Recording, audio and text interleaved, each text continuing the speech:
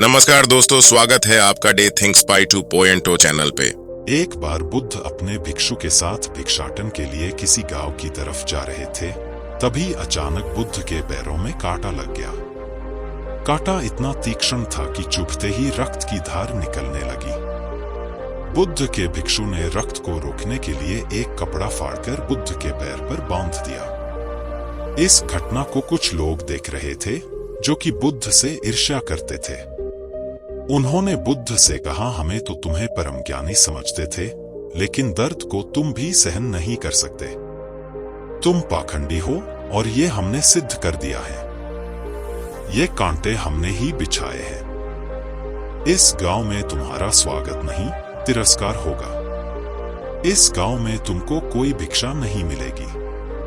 बुद्ध ने उन लोगों से अनुरोध किया कि कृपया करके मुझे इस गांव से भिक्षा लेने दो कि अगर तुम्हें भिक्षाटन के लिए इस गांव में आना है तो तुम्हें अपने रक्त की बलिदानी देनी होगी। तुमको इस कांटों के रास्ते से गुजरना होगा। भगवान बुद्ध ने उनकी चुनौती को स्वीकार कर लिया और कांटों के रास्ते पर चलने के लिए अपने कदम बढ़ाने लगे। बुद्ध मुस्कुराते हुए कांटों पर चलने लगे। बुद्ध के साहस को देखकर गांव वाले चकित रह गए। कुछ लोगों की आंखें फटी की फटी रह गई और गांव वाले सोचने लगे कि बुद्ध भिक्षा के लिए दूसरे गांव भी जा सकते थे, तो फिर कांटों पर चलकर क्या साबित करना चाहते हैं।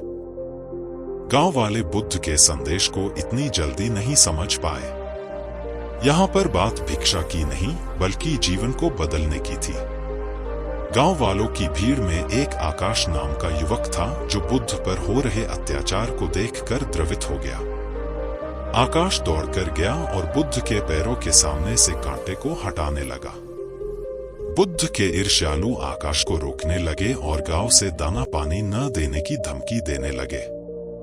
आकाश ने किसी की न सुनी और कांटों को हटाते हुए बोला, हे भगवान, आप इन मुट्ठी भर लोगों के अपने आप को कष्ट मत दीजिए। आप गांव में प्रवेश कीजिए, बहुत सारे लोग आपको भिक्षा देने के लिए आतुर हैं। बुद्ध ने आकाश को अपने पास बुलाया और आशीर्वाद देने लगे। आकाश पीछे हट गया। हे भगवान, आप मुझे छूकर अपने आप को अपवित्र और दूषित न करें। महात्मा बुद्ध ने कहा, तुम अपने आप को दूषित क्यों कहते हो? स्पर्श से कभी कोई भी दूषित नहीं होता है। मनुष्य तो लोभ, लालच, घृणा, ईर्ष्या से दूषित होता है। तुम्हारे अंदर तो प्रेम भरा है। तुम दूसरों का सुख चाहते हो, तुम तो पवित्र हो। बुद्ध के बोल सुनकर कुछ लोग बोले, तुम तो अपने आप को बड़े ज्ञानी कहते हो, तुमको जाति का कोई ज्ञान ही नहीं है, तुम पाखंडी हो।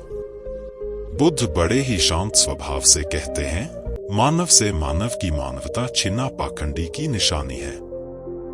मुझे पाखंडी बोलकर यदि आपको संतोष मिलता है तो मेरे लिए दुख का कोई विषय नहीं है।